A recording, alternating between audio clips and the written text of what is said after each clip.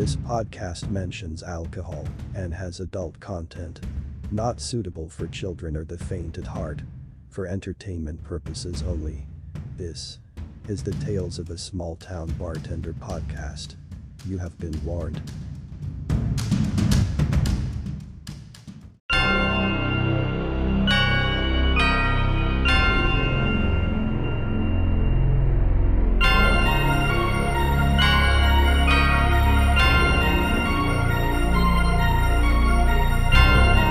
Hi everyone, this is Tony. This is Sean. Welcome back to another episode. Sorry we had to take a week off there.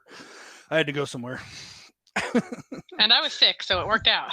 Yeah, it did work out nice. But we're back, and here we are. And first, I want to call myself out. Another Sean Geography Fail Part 2. Oh. 2 weeks ago, 2 weeks ago, we did the New York versus a random state, and the random state was Indiana. And I mistakenly said Butte was in Indiana. It's like but with an E on the end, I believe I said. But actually, Butte is in Montana, not Indiana. Okay. I'm a moron. So there you go. Didn't even catch it. I had to call myself out. I just want to make sure that we're accurate and we're providing good information. So don't try to go to Butte, Indiana, because it doesn't exist. Oh, good stuff. So today I found an article about a guy named Gregory Iron Guts Barlow. Greg does something near and dear to my heart, and he eats super spicy peppers, right? So it's something that I've done quite a bit. Haven't done it in a little while. Tolerance is a little off, but Greg's tolerance is not off at all because he is now the Guinness World Record holder for eating the most Carolina Reaper peppers in a single sitting. Wow. Carolina Reapers. Okay, first of all, I've had 3 of these on separate occasions, never together. And they're delicious for about 15 seconds. And then it's 20 minutes of the devil peeing directly into your mouth. 20 minutes. Oh, yeah. 20 minutes is a long time. It is a very long time when your head is when you're dying. Yeah, absolutely. So, but it does taste really good for a little bit, so you get a little bit of pleasure out of it before you die for 20 minutes. But so I've eaten 3 of these on separate occasions. Take a stab. What Greg's Guinness record for most Reaper peppers is in a single sitting? 20. 160. What the hell? He has no feeling in his mouth. I have no idea how. I don't know. And why? We're talking about what the former world's hottest pepper. There's 2 peppers that are out now that are hotter than that.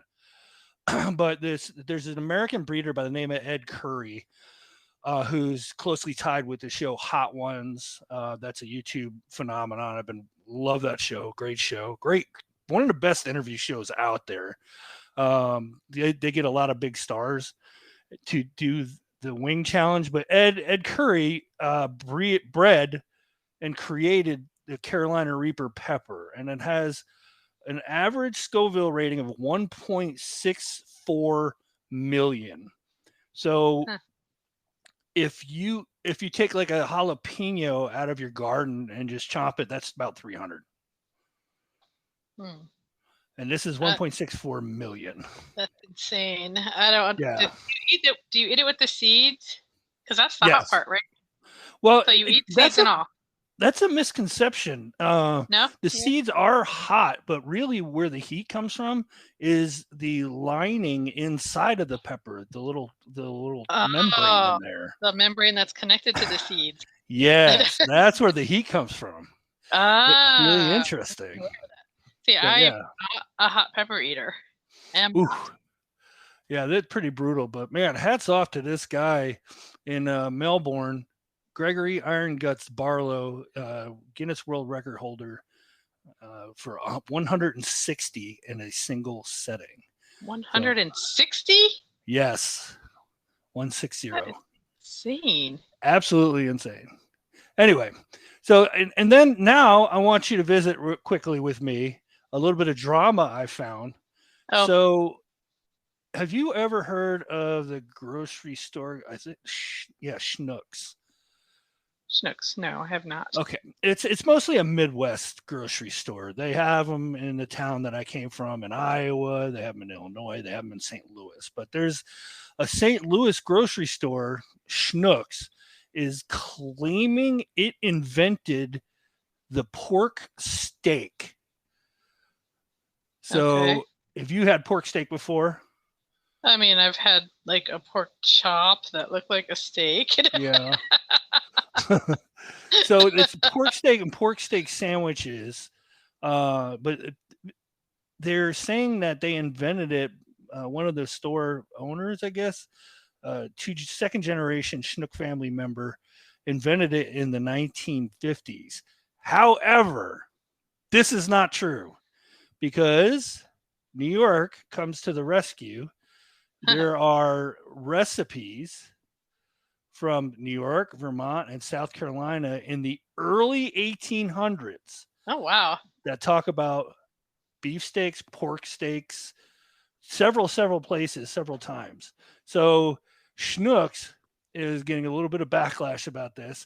People keep editing the Wikipedia page for Schnucks and pork steaks. it's turned into this big, ridiculous, blown out thing just because they misclaimed that they invented it. So yeah, jerks. Speaking about Wikipedia, why can you edit that? I know, right? It's supposed to be like it's not a horrible resource, but really, it's like writing on a bathroom wall. I don't understand it.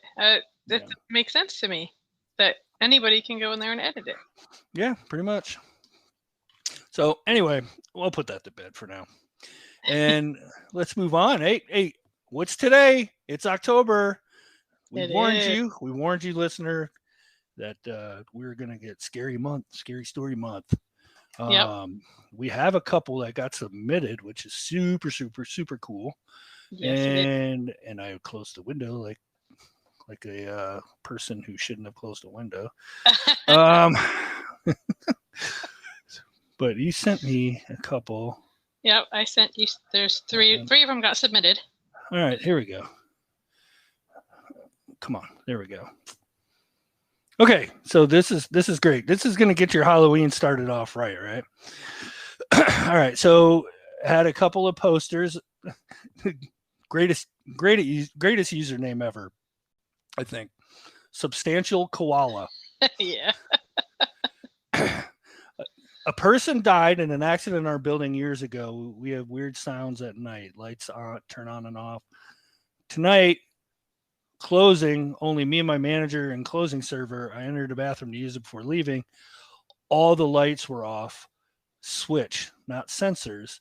Both faucets are running, no sensors. And when I flipped the light on, the second stall door, which always closes on its own, was open and swaying. I got majorly sketched out. I had to wait until I got back home to go pee.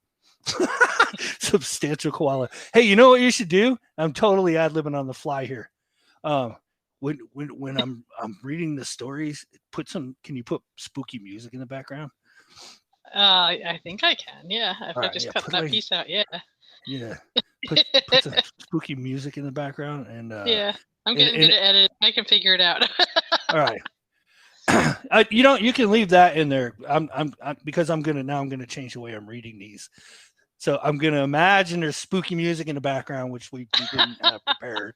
But because I'm putting Tony on the spot right here. All right, so here's another one from the Murderator. I like that name. It's a great name. Finished closing up, pulled down the gate and locked it. About 10 steps later, I realized I left my cigarettes inside. Pulled the gate up and opened the door, and there was a person standing behind the bar. I only saw her for a couple of seconds, and when I blinked, they were gone. Almost definitely was my mind playing tricks on me, but it sure did a good job. She was there, clear as day. Fast forward a couple of weeks, and there was an insane rainstorm and flash flooding, like feet of water in the streets. I was commuting to the city from upstate, so I stayed at a friend's house when I worked. There was no way I was going to walk the 10 minutes in that rain, and Lyft would have cost me $60 because of surge pricing. So I decided just to sleep at the bar. There's a very comfy couch there, and I didn't see her again, but I did leave a shout out for her and asked that she just let me share the space for the night. Had one of the most restful sleeps that I ever had that night. Woo! All right, Many Dark 6429 says the bar I used to work at was haunted. I was told, though, there were crazy. Gosh. Right. Yeah, I don't know. Yeah. The bar I used to work at was haunted. I was told, and I thought they were crazy. Nope. After close, I used the restroom. I heard a baby crying and no one was near me. Another time I was standing at the bar. A guest and I watched a man walk into the bathroom. It was almost closed. It was almost close time, so we had to tell the cook, go tell the guy if he wanted a drink. He had 3 minutes, and there was no one in the bathroom. I know what I saw, and so did the guest. I was completely sober. So spooky city. Yeah. So there's actually the place where you and I grew up, in Newburgh and New Windsor in New York, has a lot of history, like most of the Northeast, right? I mean, Boston and Salem and New Windsor, the New Windsor Cantonment and George Washington House, and wars were fought there, and there's a lot of really cool stuff. And the Hudson River and the ships and the Revolution. I mean, it's just crazy stuff. But so there was also a lot of cool stories and cool places as a result. Like there was a church that I went to for a short time, a few years, with a friend of mine, that was built in, I think it was, what was it? Was it? Yeah, it was 1698, if I'm remembering correctly. Wow. And it still had one original stained glass window. And if you've never seen a stained glass window that's a few hundred years old, the glass is actually a liquid, and it really, gravity does pull it down. Yes, I've seen that. Yeah, isn't that cool? It is, really. So, and this would had happened to that window. This church was just so old, and there's a lot of weird feelings when you're in the church, and I don't know how much of it was just self-induced, and the hair on the back of your neck stands up and stuff like that.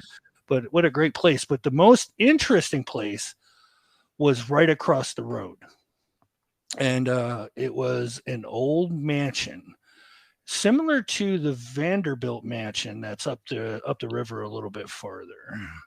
So the old mansion had a very interesting story, and we got to talk to a very, very old woman that lived by there that told us a lot of these stories, and then some of them were happening while we were there. And so the mansion was built for a rich couple and their children, and the mom and dad ended up dying in a horse and buggy accident or some shit. So orphaning the children. So the mansion was turned into a state home for wayward girls. And then after it was that, then it went abandoned for a while, and then it got reopened as a hotel, and then closed down, and then went from hand to hand for investors trying to rebuild it. And it's no longer there anymore because they had an investor that was actually successful and basically razed the entire mansion and built condos there. It's known as Plum Point now. Oh, that's Plum Point. Yes. Okay. So there's specifically like 6 condos that are in the spot or the footprint of where the old mansion was, right off of Route 9W. When you're coming Route 9W north, and you branch off, there's a road that branches off to the right by a popular restaurant there, a catering place, and it was right there off to the right. So some of the stories, we used to hang out inside of this place when it was still run down, and it was beautiful. It was weathered and tired, and it looked like it had been abandoned, but it was gorgeous. Did you do that a lot? Go to like abandoned places? Not My son really. does. My son did that. He's 18 now, so he doesn't do it so much now. But Yeah. when he was 16, him and his friends used to. They would go all the way to New Paltz and Oh wow, out that way. I didn't go out of my way, but it was like just the cool place to hang out, you know? Yeah. Yeah. My son did that. And you know what? My son did that too. Yeah, isn't it you crazy? It. Because they can find these places online now. Oh. You know, like they have web pages of abandoned places. Oh, it's yeah. Crazy. Abandoned porn, I think they call it. Abandoned porn? Yes. Not the kind of porn you're thinking of, but yeah. This is really old porn. No. But there's a lot of stories tied to this mansion, and one of them, and my wife actually was able to go back with me after we had met. We were just dating at the time, but we took her through the mansion and showed her all the little secrets and nooks and crannies and stuff. And there was a lot of cool shit. And she even mentioned it feels like all the time that somebody is watching you. And it really did all the time feel like somebody was watching you. And the hair on your neck stands up, and there's noises in there. There were noises all the time, just weird noises you couldn't find the source of. Maybe there's a scientific reason for it. I don't know. But yeah, it was always like that. Back and then doing research in it, we found some stuff about so down at the bottom of the hill, if you walked out of the front of the mansion facing the Hudson River, it wasn't that far from the river, but it was set high up. It was set high up on a hill. And if you walked over the edge of the hill, it was about a good, I'd say 40 or 50 foot hill. And down at the bottom was kind of a swamp. And then there were 2 sets of railroad tracks. But if you went down to the right towards the town of Cornwall, those 2 sets of railroad tracks turn into one. And this is very important because back when we were back in the day, the train heading southbound on one track would stop to allow the passage of a train going northbound to pass, and then the train going southbound would continue. So they would stop and sit there for 15 minutes at the most. And back in the day, there were cabooses, right? Mm-hmm. And you had a guy sitting in the caboose whose job was basically the safety of the train. And there were reports of hearing babies crying in the swamp. Oh, wow. To the point where police were called and to look for the crying baby, which obviously they never found. I had a ghost encounter the other night in my house. What happened? Well, there's been a few things, but the one that happened the other night, I was laying in bed. It was 1:18 in the morning. I was watching Deadwood on TV. Sure. And my bedroom door, which was closed, swung open really hard and hit my dresser. And it scared my cat. It scared me. I was like, what the hell? And I thought somebody was messing around, you know? So I come out of my room. My mom was here. My mom was sleeping on the couch, and my son was in his room sleeping. And I'm like, what the hell? So I went in there and I turned the TV off and I went to bed. How could you go to sleep after that happened? I was like, what the hell? There's been weird stuff happen here, though. I don't know. Weird stuff. Yeah, like my husband the other day, probably it was the day my mom got here. So it was not last Wednesday, the Wednesday before. And right before she got here, my husband was standing right in front of our front door, and I was in the kitchen, standing in front of the sink, facing the window, facing the sink. And my son was in his room with his door open. And we all heard what sounded like somebody throwing change in a change jar. And we have a change jar in the living room. So I didn't think anything of it. I thought my husband, because I was not facing him, was throwing change in the change jar. And he said, I think we have a visitor. And I was like, she's not here yet, because I was looking out the window, you know? And I thought he was talking about my mom's here. Yeah. And he's like, no, I swear I just heard somebody put money in the change jar. And I said, I heard it too. You didn't just put money in the change jar? And he said, no, I'm not even standing near it. And my son in his bedroom said, I heard it too. Wow. So that was creepy. We're going to have to turn this into a regular segment with you. Ghost Watch with Tony. And there was one night where my bedroom light kept turning on by itself. Every time I hit the doorway, my light would come on. And my husband was in bed watching TV. And I was like, what is going on? And I would walk over and turn it off. And then I would leave the room. I was making my getting my paints ready for one of my paint classes. And I have a cabinet in my bedroom, because we have an apartment, that has all my half gallons of paint in it. So I was going back and forth. And every time I hit the doorway, my light would come on by itself. Weird. I hope that's not a sign of a more serious electrical problem, in all honesty. And it hasn't happened since that day. Oh, just that day. Yeah, just that day. How odd. There's just weird little things that happen. I don't know. Ghost Watch with Tony. New segment. You heard it here first. That's crazy. Yeah, it is crazy. All right. We all heard that loud and clear, though. We heard that. It sounded like somebody dropped a handful of quarters in the glass jar. I had a house where we had a babysitter over. It was a friend of our family, and she babysat my children once and said she wouldn't come back again. Oh. Because my basement was scary.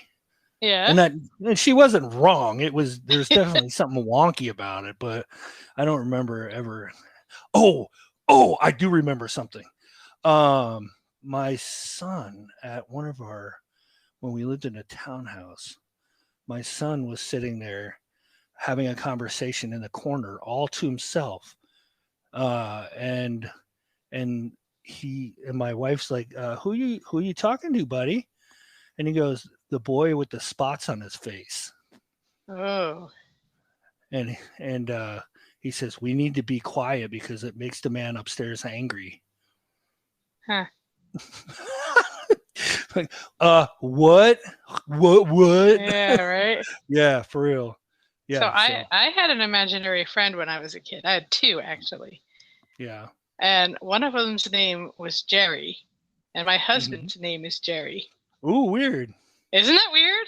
That is. What a strange coincidence. I never thought about that. I never thought about it when I met him, and when we got married, my grandfather said something to me. He's like, do you remember your imaginary friends when you were a kid? And I was like, Homer and Jerry? He's like, yeah. And I was like, oh. Homer was a dog. Homer the dog and Jerry. Homer was a dog. And then I had my imaginary friend, Jerry. And Jerry was a stud. You ended up marrying him. So weird. That is very strange coincidence. So, one more thing I want to talk about, and then we can get on with wrapping up the show. So it's October, which means you know what's right around the corner, at least for you guys. What do you mean for you guys? For you guys out there in New York and the Northeast, and it's. Are you talking about winter? Right? I am talking about winter. Don't swear at me like that.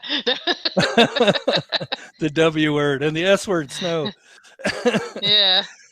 So, and one thing that you hate is that when they predict, like, oh my God, we're going to get snowmageddon, 2 feet of snow, and they end up screwing up the forecast, right? Always. How many times? How many times a year? Oh, God. I did some research into why this happens, and I'm kind of a weather nerd, but I know you are. Yeah. this helped me understand it a bit better, and I want to pass on this knowledge to our listeners. Why they screw it up, and what you can do to make yourself a better weather person. Essentially, is to watch how to watch the weather appropriately, because there's a way, and Okay. a lot of times people screw it up. So the first thing you always hear them talk about weather models. Here's a weather model. It's a weather model. This weather model says this. This weather model says that. So what's a model? So models are basically just computers that have a ton of weather information in them, weather history. And they attempt to predict the weather using essentially numerical algorithms that are based off of current observations in your area and surrounding. So there's a lot of different models which use different types of algorithms to determine their solution. Each one of these models has strengths and they have weaknesses, and some of them are stronger in certain seasons and even in certain areas of the country. So now that you know this important tidbit of information, why do winter storm forecasts fail? There's actually a lot of reasons why this happens. Because they don't actually follow an algorithm? Yes, models are not perfect or foolproof for a lot of reasons. Gaps in data, errors in forecasts can be introduced if there are large distances between observation centers or balloon launch areas, stuff like that. It skews the final forecast. It's especially important in winter storms because in my experience, sometimes you could get a strip of snow across your area that's like 1.5 feet and then drive 20 miles in either direction and they got nothing. Yeah. Yeah. And that's why shit gets screwed up, is because of that thin little strip. It's got to predict and it's got to predict exactly where that strip of snow is going to fail. I mean, and models have a much easier time predicting large storms than they do smaller, medium ones for that exact reason, right? So long range forecasts are still very inaccurate. Also, there's been a lot of improvements. They've launched a couple of satellites that are more high res. They can even track fires and smoke with them now. So it's quite amazing. Mm. But so long-term models are still crap. And all right, and we can also, of course, we can blame the weathermen because sometimes they only present worst case scenarios by using phrases like up to. So it's anxiety disguised as safety, literally. Mm-hmm. That's what it is. They need to understand what people hear when they use that terminology. Up to forecasts turn into we're going to get. Right. Regardless. Right. Up to 12 inches. Oh, we're going to get a foot of snow. We're going to get a foot of snow. That's exactly right. That's exactly right. So not all the blame can be placed on a meteorologist there, but people do need to be do a better job of listening to the words that they're actually using because it makes a big difference. So another thing that forecasters can err and sometimes do is they rely on models too much, and they lean on the same one, and they can lose sight of the big picture and miss another model that's actually getting it right, because it's like basically your old pair of shoes that have been so nice, and why are you going to change shoes when another pair of shoes comes along? These are nice and comfy, so that's what you end up using as your model all the time. And yeah, so, and they also, what they do is they can blend models too. So they will blend a combination of two models, which can be a really good move and a great tool when you apply it in an appropriate manner. But once again, it greatly complicates the situation as storms grow closer and blended models begin to conflict. So the thing that you've been saying all along, all of a sudden, is not accurate anymore. It's yeah, they have to not be married to the idea and know when to pull the plug as the situation dictates. But that's the training in the meteorologist. So I mean, it's really a guessing game. It's a guessing game. So we can also blame Mother Nature. So we were just talking about this, but winter storms and sometimes slight storm path deviation of just a few miles can make a tremendous impact to the outcome for certain areas. You get 10 inches, but you travel 30 miles east-west, you get 1 or 2 inches of snow, right? So it's ridiculous, but that's what happens with like I said, the small and medium-sized storms. They have a hard time with those, so know when that is happening. So we can also blame the general public. So people hear one alarmist forecast and begin to spread what's essentially storm propaganda for many days in advance. And seriously, I've literally heard this living in the Midwest 1,000 times. It's a combination of poor long-term forecasting and also people not staying up to date with what the latest forecast is. What ends up happening is these people walk around after a storm and say, I heard 5 days ago we were supposed to get a foot and we only got 2 inches. Well, if they had watched an updated forecast, they may have seen a forecast adjustment and a far more accurate prediction and know that the storm wasn't going to be that bad after all. Yeah. So staying up to date is, if you're going to get a storm, staying up to date with the latest forecast information is pretty key. People also only listen to portions of the forecast and hear things incorrectly. At the time that I was doing this back in the Midwest, this research, within 10 days, I've heard people talk about a bad storm on Tuesday, and we are going to receive an inch of ice when neither were actually in our forecast or remotely true because of just people not hearing things correctly, again, not paying attention. And playing telephone. They heard from somebody else, and then they heard from somebody else. And yes, and then it just gets worse and worse, and for lack of a better term, snowballs. So what can we do, right? What can we do? So when listening or reading a forecast, pay close attention to what the weather person is saying.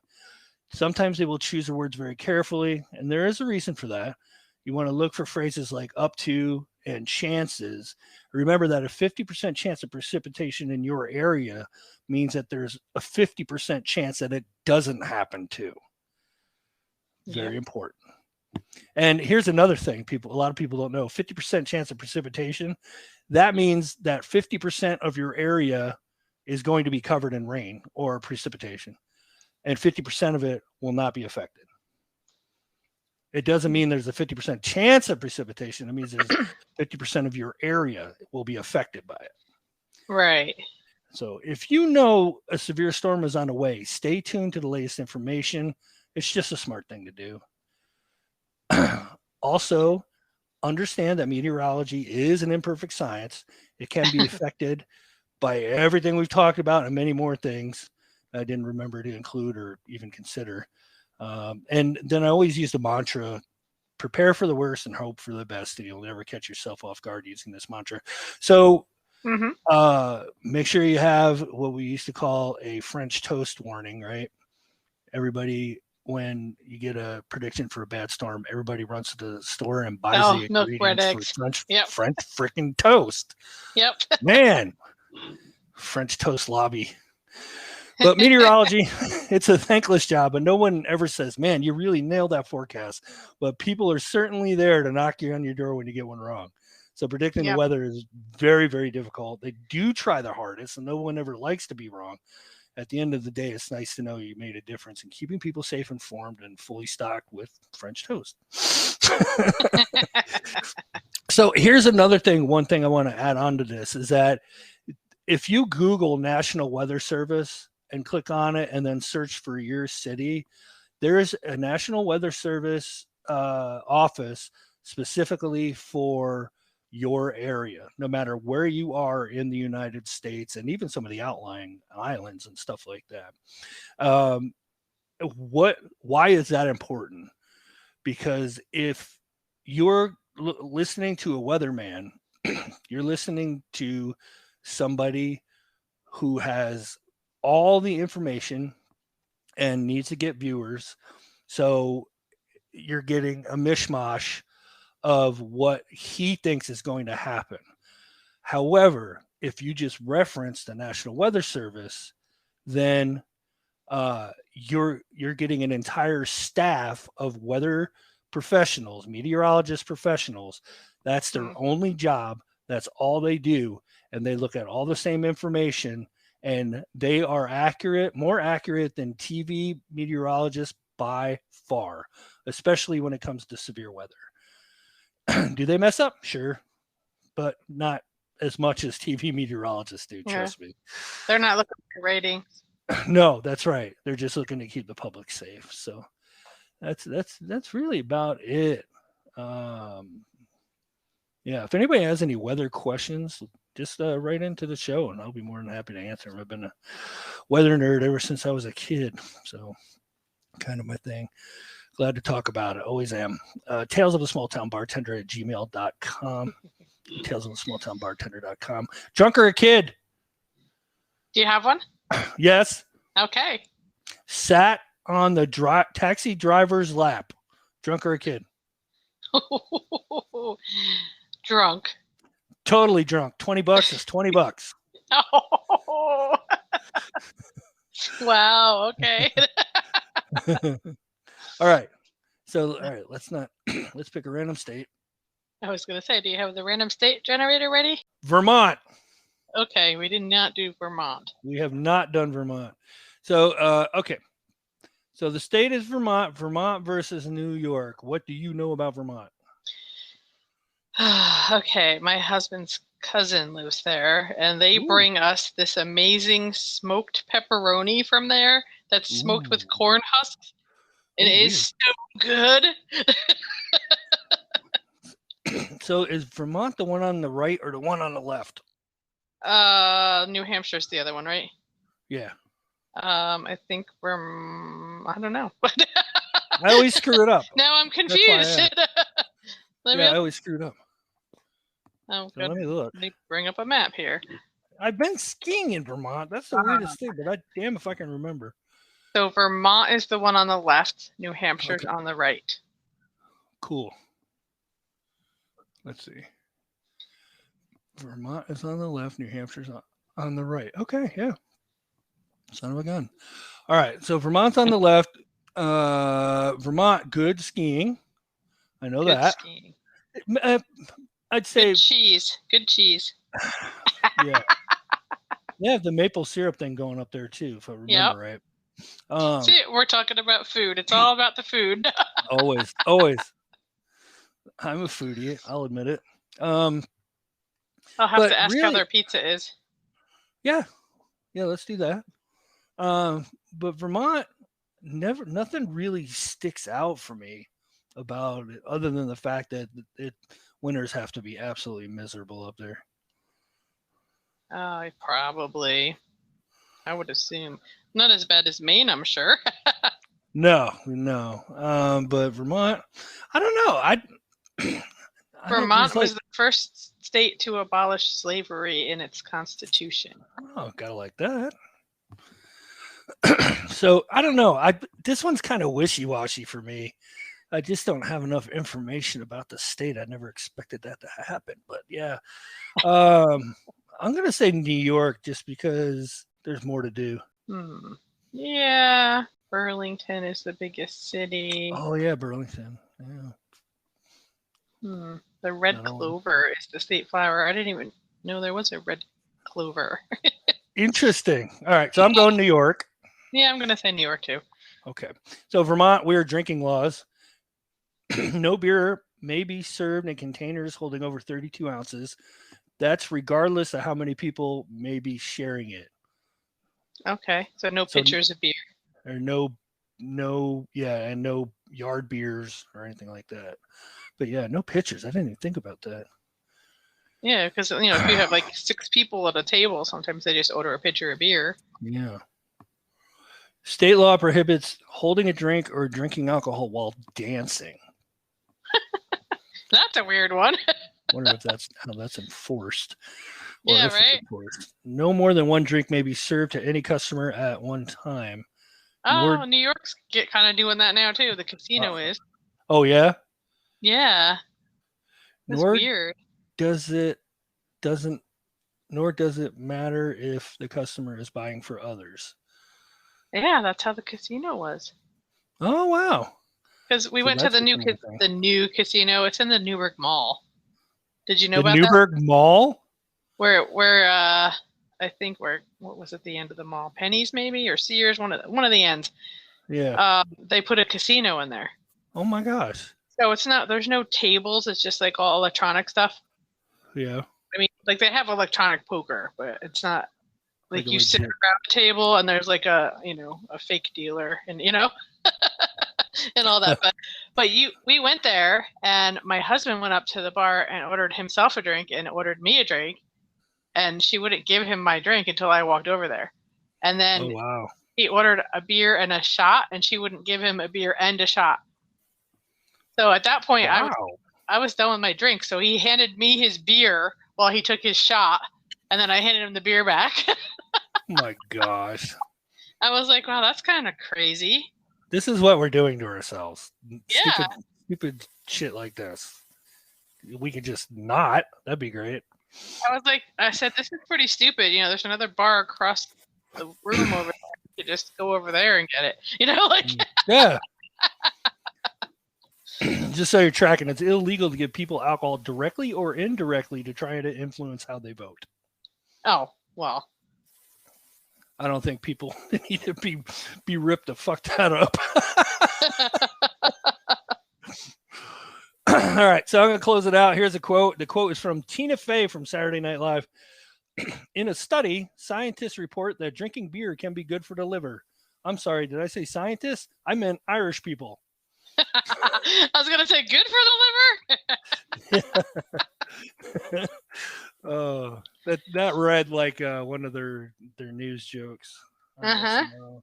So anyway, that's it. That's all I got. And if you guys have any haunted stories or bar related or not, send them on in. Tales of a Small Town Bartender at gmail.com. We have our website, talesofasmalltownbartender.com, and buy us a cup of coffee. Yeah, buy us a cup of coffee. I love the link is buymeacoffee.com. Is that it? I think it is buymeacoffee.com. Yes. Toast B, which is the greatest link ever. It's TOASTB. Toast, Tales of a Small Town Bartender.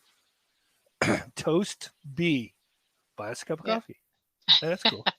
Buy Tony a cup of coffee. She sinks real money into the show. Not that much yet. Don't undersell yourself. I'm trying to get you rich here. Well, nobody's bought us a coffee yet, so Toast B. Catch the fever. Oh, jeez. Anyway, great talking to you as always, and thanks everybody for listening. Hope you enjoyed my rants tonight. Have a good week, and we'll see you in a week. Yep. See you next week, guys. Hopefully.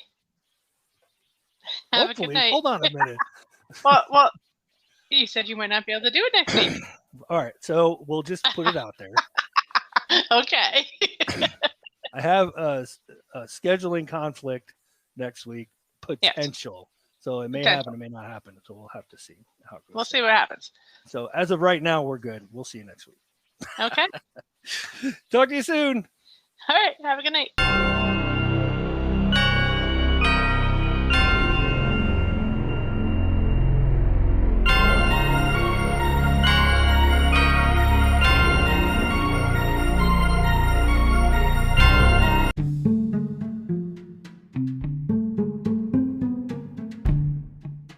You can email us at talesofasmalltownbartender@gmail.com. Check our socials. Facebook, facebook.com/talesofasmalltownbartender.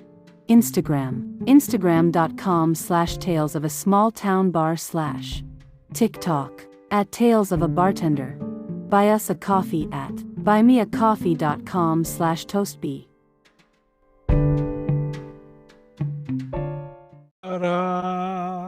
You're there. Can you hear me? Yes. Okay. I pushed the button this time. That's good. So yeah, I was sick last week. It's a good thing we didn't record. Yeah, I was not here. I was on vacation. Yeah. It was very nice. I bet. I would say, did you go somewhere warm? But you live somewhere warm, so. Yeah, it's hard to get warmer than here. Chili Claus. Chili Claus. Okay. Chili Klaus. Oh, Klaus. Okay. It's my favorite chili pepper eater. He's a YouTuber and very nice, very handsome. I think he's Norwegian guy, and he's the greatest. He's so personable and so friendly and so nice and very positive, and I love him. I would big spoon him. Oh, jeez.